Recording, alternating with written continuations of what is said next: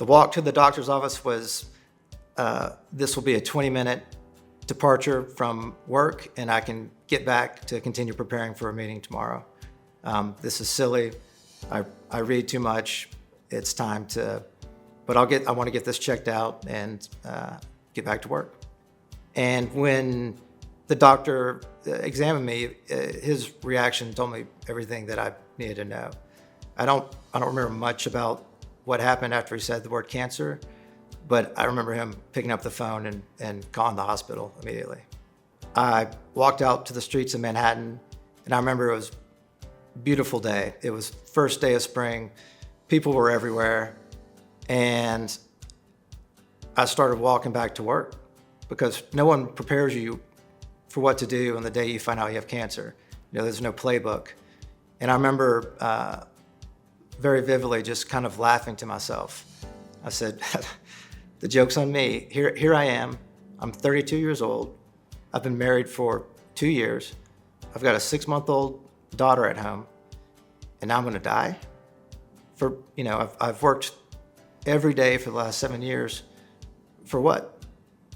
I was 7 years into a Wall Street career that was slowly consuming everything about my life. So worked weekends, holidays, all the days. And, we had actually moved closer to my office just around the corner at one point after my daughter was born. And that allowed me to come home at dinner, hold my daughter for a few minutes, give Lisa a hug, and then go back to work for a few hours. And that was my version of work-life balance.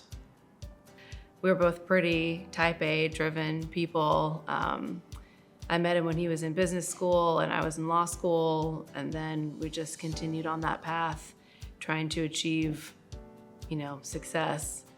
And the whole time we were really losing sight of our relationships with each other and our friends and our family. We barely saw each other.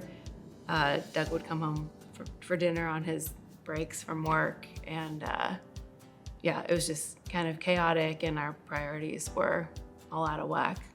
I think a lot of what I was trying to do was win a game using a scoreboard that I thought was important. So I came home after a night out with some of my girlfriends. We'd gone to dinner, came home in a good mood, and Doug was just kind of sitting on the couch. I don't remember if it was in the dark or not, but it just seems like he was sitting there in the dark, and there's no other way to say it, so he just kind of came out and said, I went to the doctor today and they're 90% certain it's cancer, going to the hospital the next day to confirm, basically.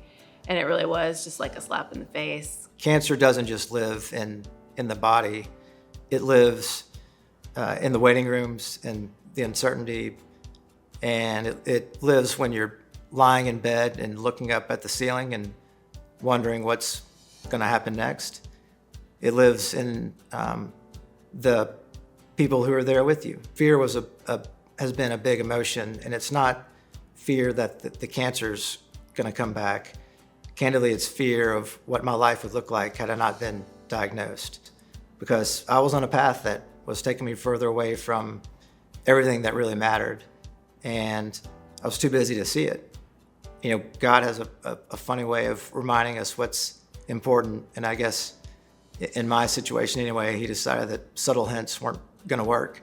The American Cancer Society came into my story in a way that most people wouldn't expect. When I went to Google my symptoms at work, it sent me directly to the American Cancer Society. And so I credit that the organization and the site for giving me the information I need to make the appointment that same day. I was lucky. I was lucky to have a doctor down the street. I was lucky to get into Sloan Kettering. I was lucky that pathology came back clean. That's a lot of luck that's stacked on top of each other. Luck is not a strategy. Research, treatments, early detection, the support that the American Cancer Society and the Hope Lodge provides to families who are going through the biggest fight of their life, that's a strategy. Somewhere today, someone's hearing cancer for the first time, and they deserve, on the other side of that moment, all the resources that we can give them. I'd been given a second chance, and I wasn't going to waste it. So within 6 months, we had the family picked up. We packed up our life in New York and moved to Birmingham. Birmingham seemed like the exact opposite of where we had been living, and it gave us everything we were looking for, like a garage, a backyard, family, friends, and kind of a slower pace of life to give us the opportunity to appreciate everything we have.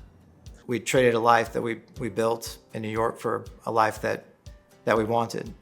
And that was very important to us. Today I've got 3 children, Lucy, who's 12, Samantha, who's 11, and Charlie, who's 8, who've become the center of my life. And it's not because cancer made me a better father. It's because cancer made me stop enough to become one.